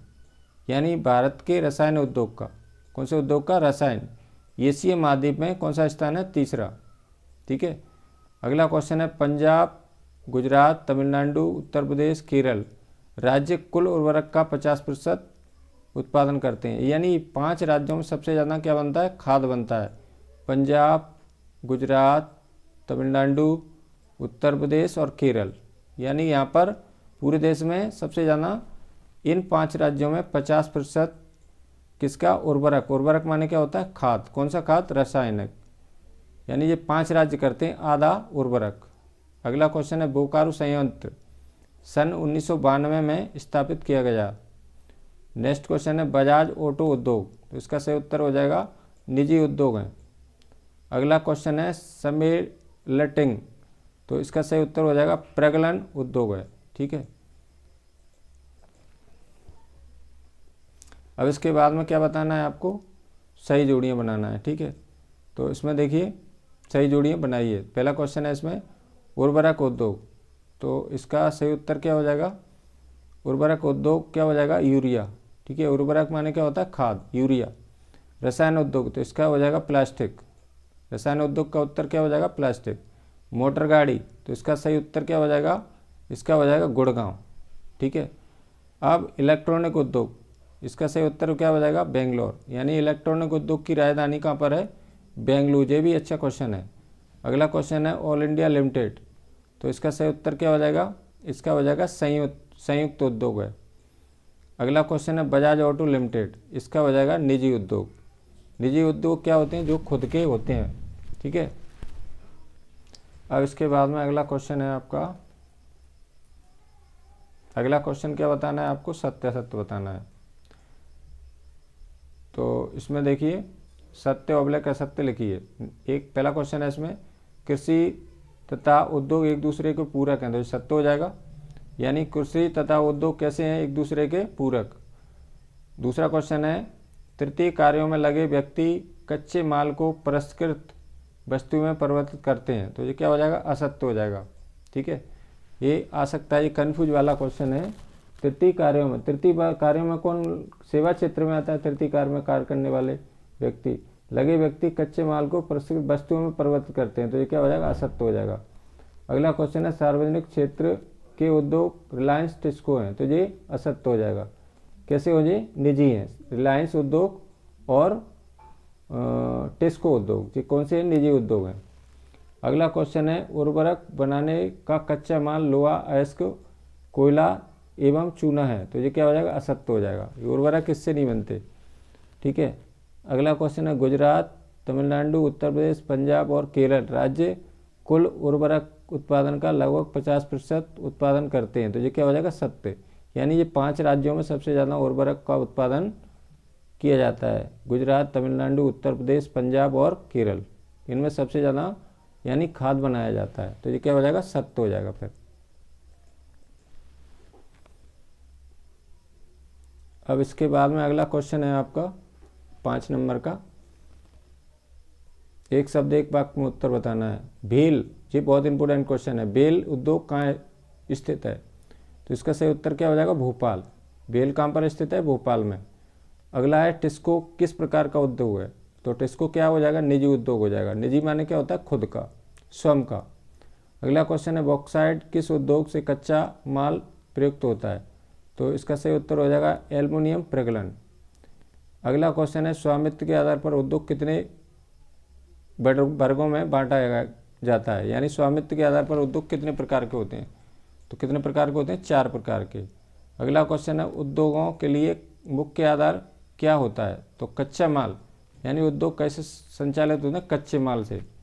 अगला क्वेश्चन है चूना पत्थर किस उद्योग में कच्चा माल के रूप में प्रयुक्त होता है? तो इसका सही उत्तर हो जाएगा सीमेंट उद्योग। अगला क्वेश्चन है भारत का कौन सा नगर इलेक्ट्रॉनिक उद्योग की राजधानी है? ये बहुत इंपॉर्टेंट क्वेश्चन है। बेंगलुरु। यहाँ पर जो इलेक्ट्रॉनिक सामान होते हैं, पार्ट होते हैं, वो कहाँ पर बनते हैं? बेंगलुरु में। यहाँ पर इसकी औद्योगिक राजधानी भी इसको कहा जाता है, बेंगलुरु को। अगला क्वेश्चन है भद्रावली में कौन सा उद्योग स्थापित है? तो इसका सही उत्तर हो जाएगा लौह इस्पात। अगला क्वेश्चन है भारत का निजी क्षेत्र का प्रथम लौह इस्पात कारखाना कहाँ स्थापित हुआ था? तो इसका सही उत्तर हो जाएगा जमशेदपुर। अगला क्वेश्चन है इस्पात को कठोर बनाने के लिए किस धातु का उपयोग किया जाता है? इस्पात को कठोर बनाने के लिए किस धातु का उपयोग किया जाता है? मैंगनीज का। अगला क्वेश्चन है लोहा इस्पात उद्योग के लिए लौह अयस्क, कोकिंग कोल तथा चूने का पत्थर कितना अनुपात होता है? तो आप देख सकते हैं यहाँ पर लौह अयस्क का अनुपात कितने लेते हैं? 4, ठीक है। और इसके बाद में कोकिंग कोल कितना होता है इसमें? अनुपात 2। फिर चूने का पत्थर कितना मिलाया जाता है? 1। तो इसका होता है 4:2:1, ठीक है। अब इसके बाद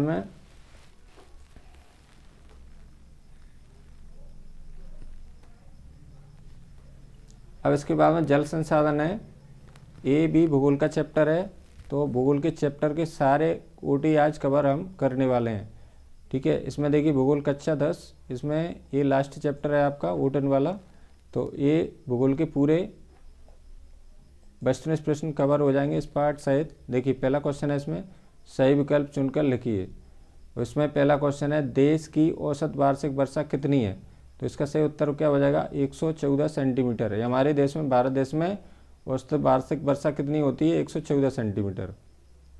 अगला क्वेश्चन है श्रृंगबेरा इलाहाबाद में जल संरक्षण हेतु एक उत्कृष्ट जल संग्रहण तंत्र किस नदी में बनाया गया? ये छमाही परीक्षा में इसको पूछा गया था, गंगा नदी। ये बहुत अच्छा क्वेश्चन है, ये छमाही परीक्षा में आया हुआ था। अगला क्वेश्चन है भोपाल झील का निर्माण किस सदी में हुआ था? तो इसका सही उत्तर क्या हो जाएगा? 11वीं सदी में, ठीक है। भोपाल झील का निर्माण किस सदी में होता है? 11वीं शताब्दी में। अब अगला क्वेश्चन है, अगला देखिए, जो भी आता है कई बार, हीराकुंड परियोजना किस नदी पर बनाई गई है?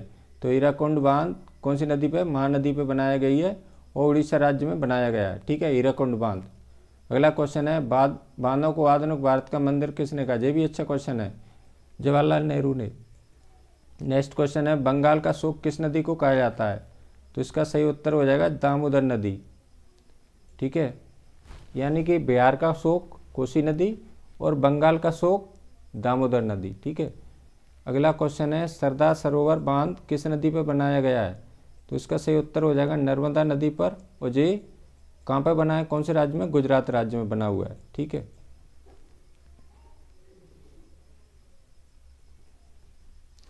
अगला क्वेश्चन है जल संरक्षण से संबंधित खादीन, आप देख सकते हैं खादीन एवं जोहद किस राज्य से संबंधित हैं? तो इसका सही उत्तर हो जाएगा राजस्थान। ठीक है। ये भी अच्छा क्वेश्चन है क्योंकि वहाँ पर पानी की कमी है। तो खादीन और जोहद किस राज्य से संबंधित है? राजस्थान से। नेक्स्ट क्वेश्चन है पालर पानी कहा जाता है? तो इसका ये भी अच्छा क्वेश्चन है, ये कन्फ्यूज वाला क्वेश्चन है। तो इसका सही उत्तर क्या हो जाएगा? वर्षा जल हो जाएगा, करेक्ट आंसर। ठीक है। पालर पानी कहा जाता है, किसको कहा जाता है?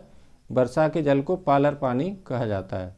नेक्स्ट क्वेश्चन है निम्नलिखित में से किस नदी पर बहुउद्देशीय नदी परियोजना नहीं है?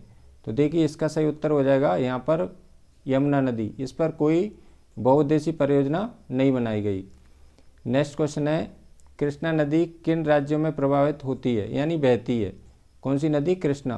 तो ये महाराष्ट्र के से निकलती है, कर्नाटक और आंध्र प्रदेश में ये बहती है, यानी प्रवाहित होती है माने बहना। अगला क्वेश्चन है आपका खाली स्थान, निम्न रिक्त स्थानों की पूर्ति कीजिए। पहला क्वेश्चन है इसमें विश्व का सर्वाधिक वर्षा यानी विश्व की सर्वाधिक वर्षा कहाँ होती है? मानसिन राम में होती है। ये मानसिन राम कहाँ पर है? जी मेघालय राज्य में स्थित है मानसिन राम स्थान। ठीक है। तो विश्व में सबसे ज़्यादा वर्षा वाला क्षेत्र कौन सा है? मानसिन राम, जो मेघालय राज्य में, भारत के मेघालय राज्य में स्थित है। अगला क्वेश्चन है तमिलनाडु, पहले ही बनना है इसमें, राज्य के घर की छत से वर्षा जल संग्रहण आवश्यक कर दिया है। यानी कि यहाँ पर जो तमिलनाडु राज्य है वहाँ पर वाटर हार्वेस्टिंग के द्वारा जल का संग्रहण किया जाता है। ठीक है, आवश्यक कर दिया है।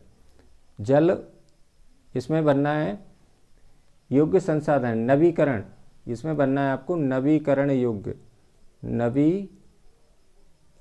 नवीकरण योग्य। ये भी अच्छा क्वेश्चन, नवीकरण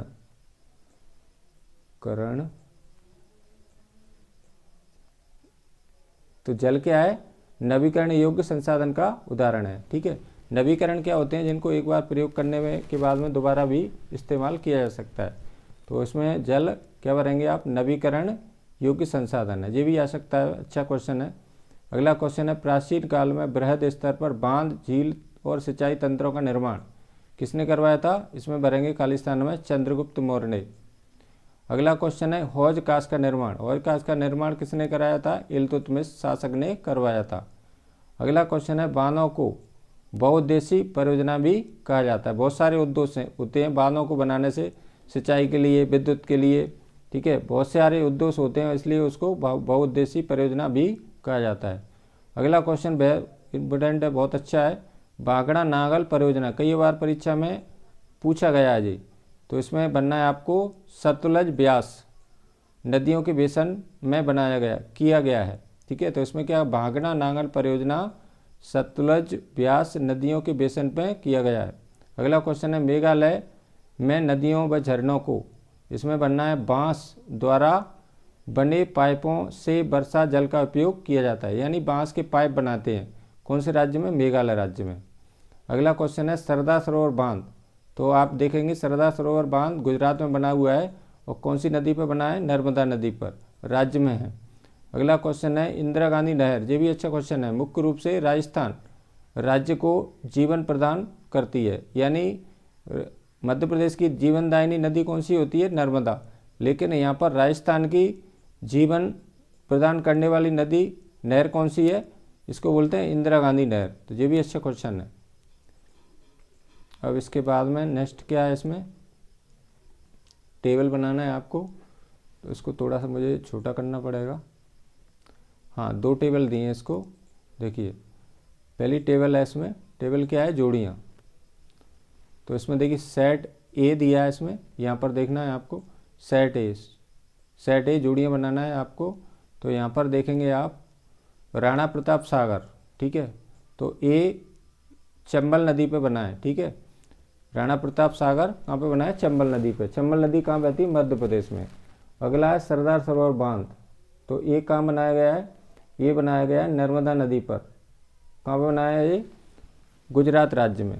हीराकुंड बांध ये बनाया गया है, आप देख सकते हैं। हीराकुंड बांध कहाँ बना है? महानदी पर, उड़ीसा में। ठीक है, यहाँ पर उड़ीसा राज्य में। मैटूर बांध, तो इसका सही उत्तर क्या हो जाएगा? इसका हो जाएगा आपका कावेरी नदी। कावेरी नदी का मतलब क्या हो जाएगा? इसका हो जाएगा तमिलनाडु। ठीक है, फिर इसके बाद में नागार्जुन बांध, तो इसका सही उत्तर हो जाएगा कृष्णा नदी। ठीक है, ये तेलंगाना राज्य में बना हुआ है, कृष्णा नदी पर।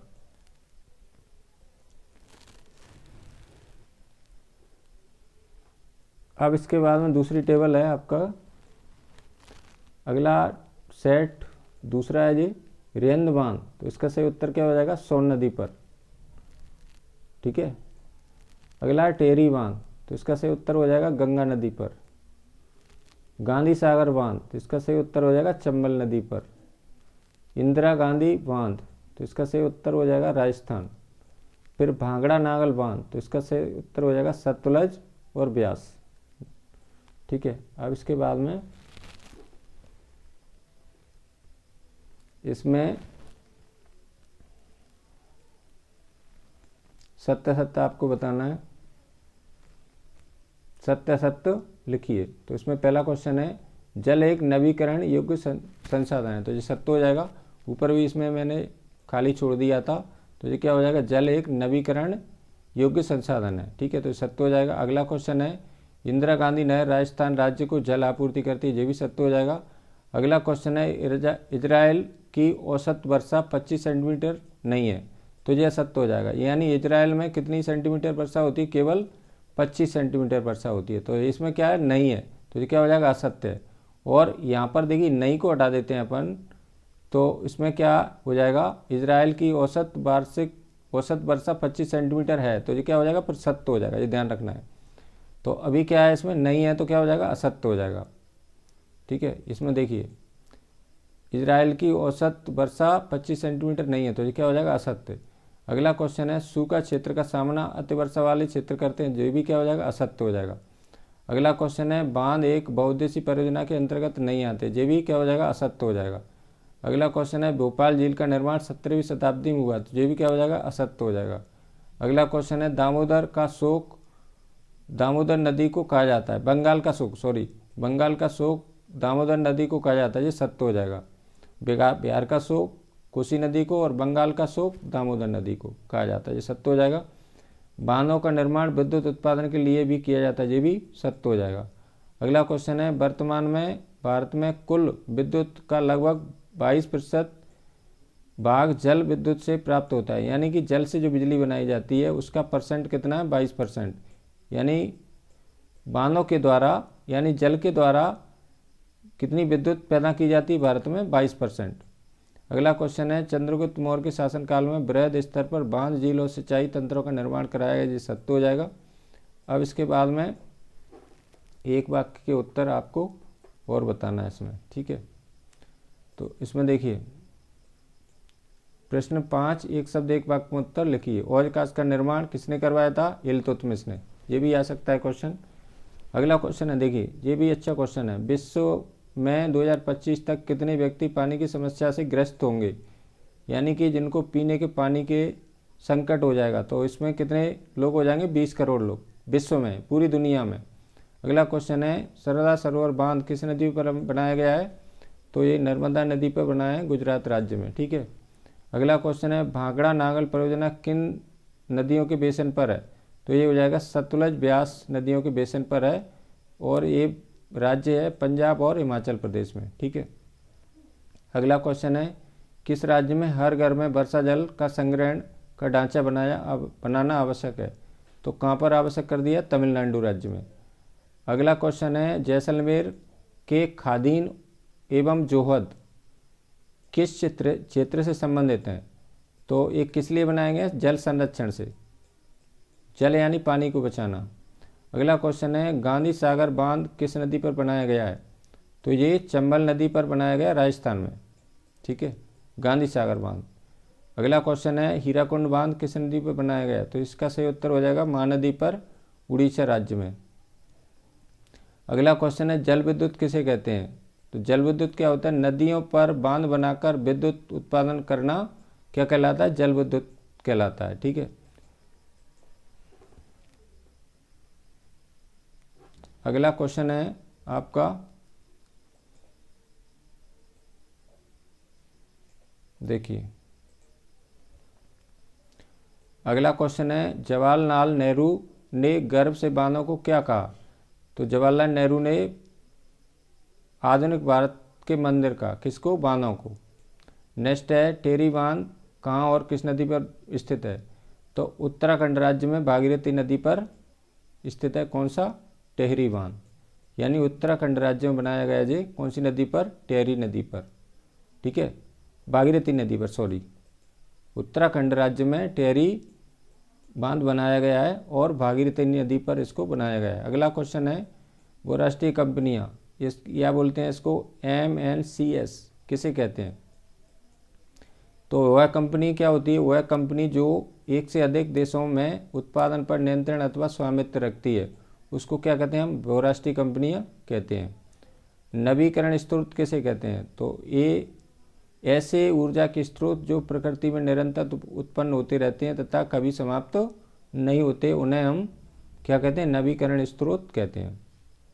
अगला क्वेश्चन है बाढ़ किसे कहते हैं, तो इसका क्वेश्चन हो जाएगा किसी बड़े भूभाग में किन्हीं कारणों से हुआ जल भराव जिससे जनधन की अपार क्षति होती है, उसे बाढ़ कहलाती है। अगला क्वेश्चन कहते हैं सूखा किसे कहते हैं, तो किसी स्थान पर औसत वार्षिक वर्षा से लगातार कई वर्षों से कम वर्षा का होना सूखा कहलाता है। अगला क्वेश्चन है भाखड़ा नागल परियोजना का एक उद्देश्य लिखिए, तो इसका एक उद्देश्य, कोई एक उद्देश्य लिखना है, तो जल विद्युत उत्पादन, यहाँ पर बिजली बनाई जाती है, जल विद्युत उत्पादन, विद्युत माने क्या होता है, बिजली।